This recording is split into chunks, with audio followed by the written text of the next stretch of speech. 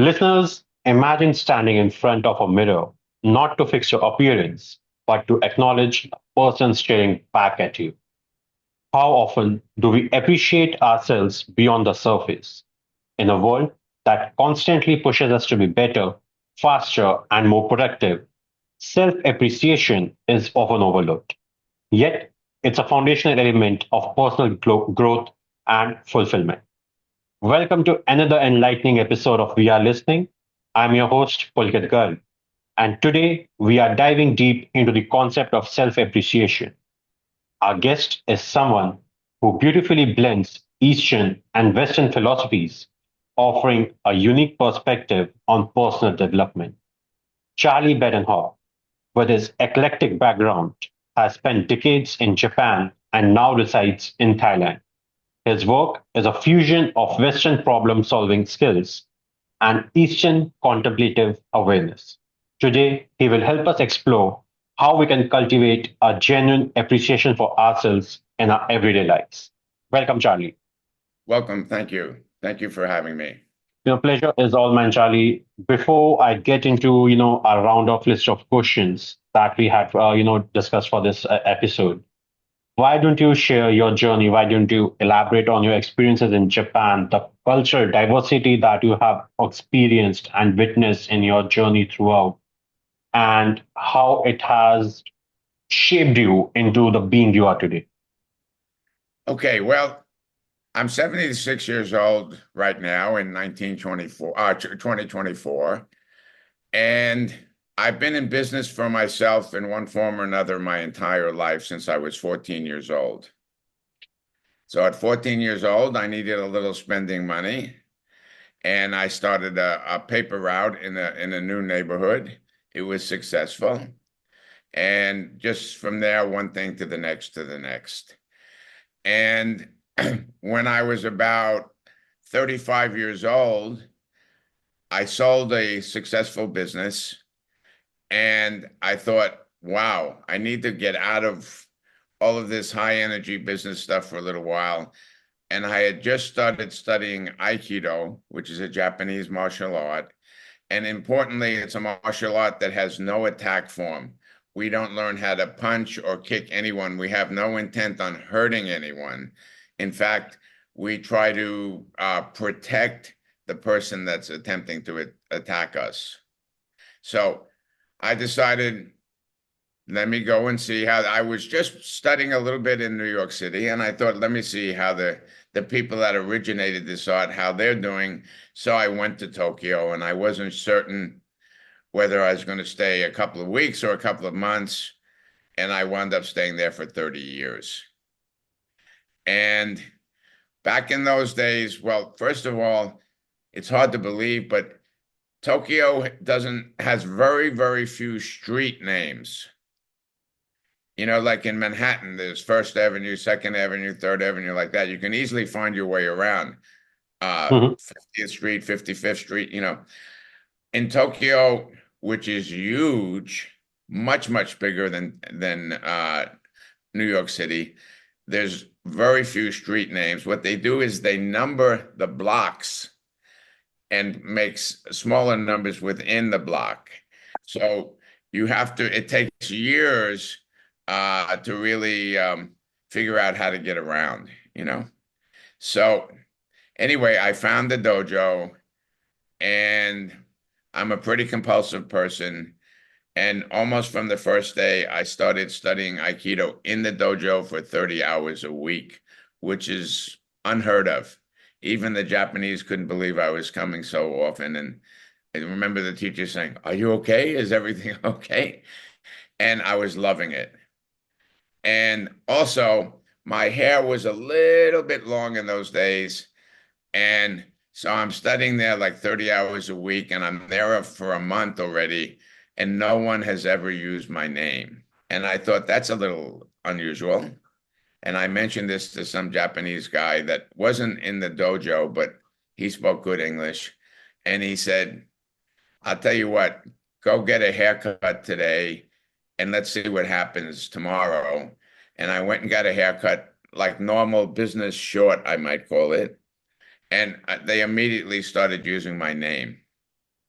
So they weren't using my name because they weren't yet accepting me.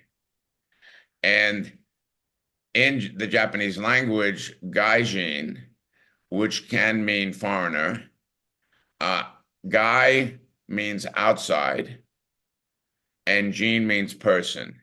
So you're an outside person. And for the most part, they look to keep you outside.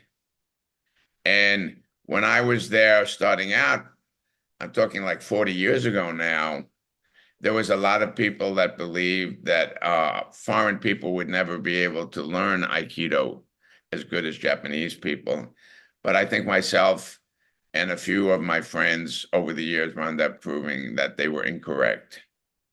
So I taught my teacher, in my estimation, was the best Aikido teacher in the world. He was very famous, Koichi Tohei, and he taught around the world. And I became one of his teachers. And I also did all of his exhibitions with him for a number of years. Wow. And Japanese people do not give explicit instructions when they're teaching. Basically, the teacher says, watch me, and then repeat what I did. And you're watching something like Aikido going like this, and at first you have no idea what just even happened. But little by little, you become good at noticing what's happening. And first you do it in a rudimentary way, and eventually you're able to do it better. So what's really what's really important is that in Aikido, again, there's no attack form. And in fact, when I started teaching, before I went to teach the first day, my teacher called me in and he said, if any of your students should ever get seriously injured when you're teaching, you'll no longer belong to my dojo anymore. Please keep that in mind. That's how important it was. And although we didn't exactly say it, it was kind of like, so don't show off and maybe hurt someone in the process, you know? So we were learning a martial art is meant for smaller people to be able to vanquish bigger, stronger people. So when you're learning a martial art, you're learning not, you don't like do weightlifting. You're not really at all concerned about the muscles in your arms.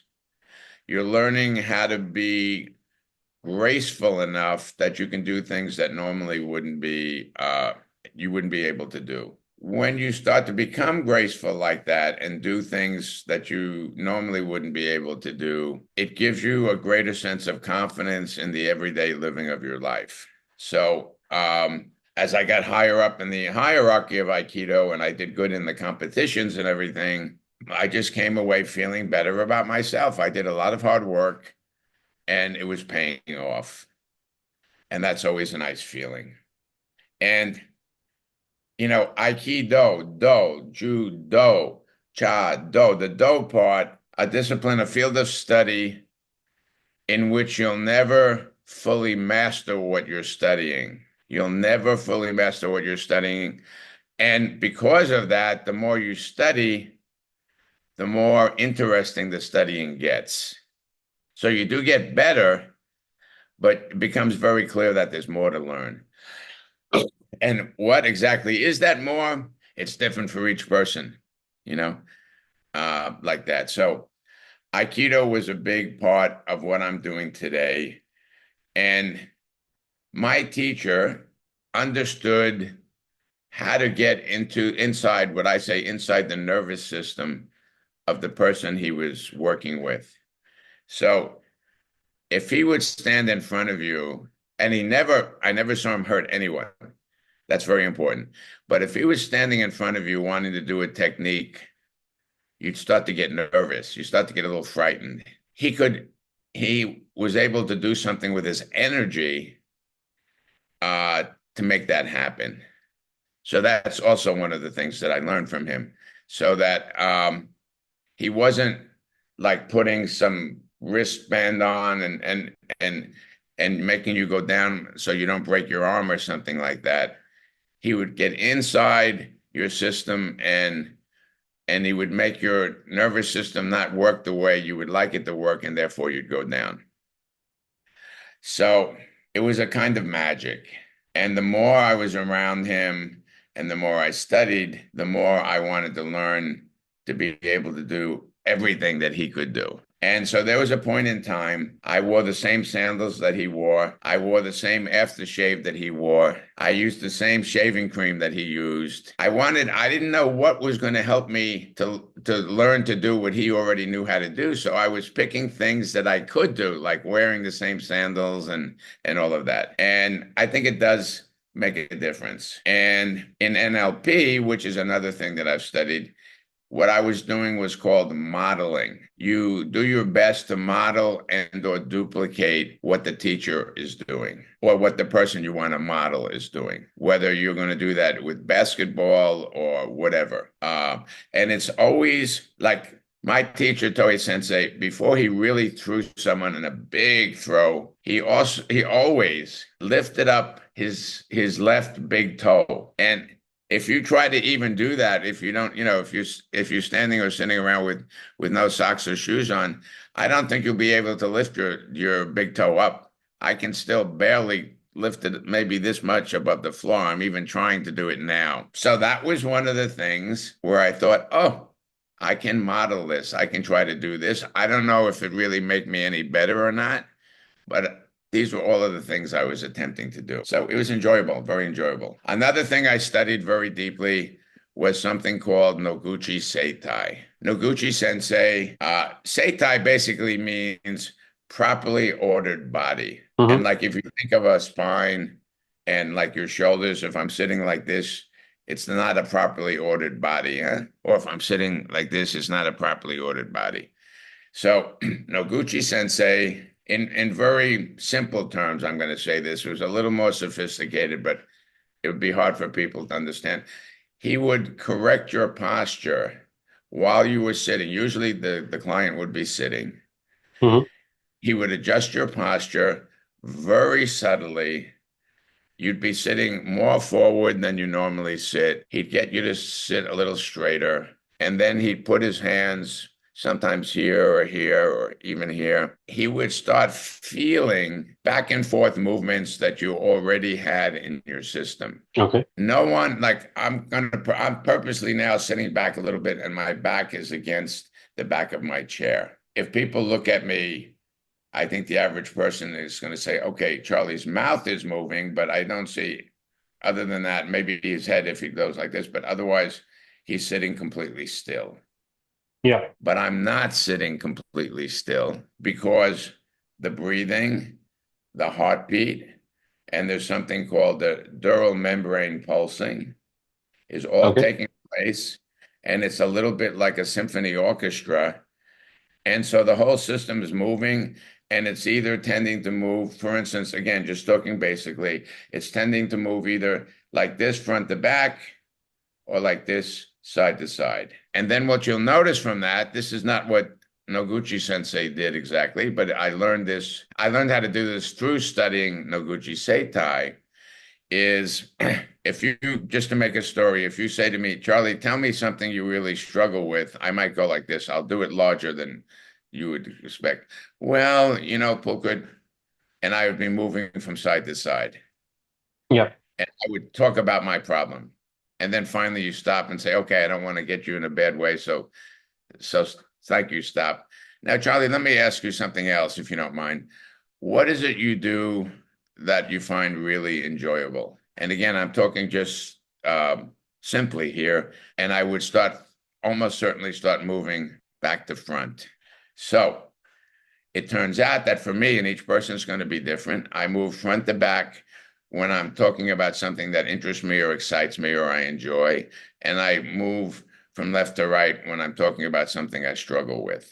If you ask me, if you put your hands on my head or could just put them on my shoulders and just subtly you start moving me front to back and ask me to explain what my biggest challenge is, I won't be able to talk about it in a way that I normally would be able to talk about it because I can't have the conversation unless I'm moving side to side. Again, I'm just giving an example. It could be exactly the opposite for someone else. But for me, oh, I don't like it when I have to do this. It's really difficult. I'm not good at it.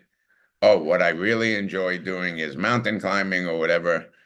And then you get Yeah, me to have this movement front to back.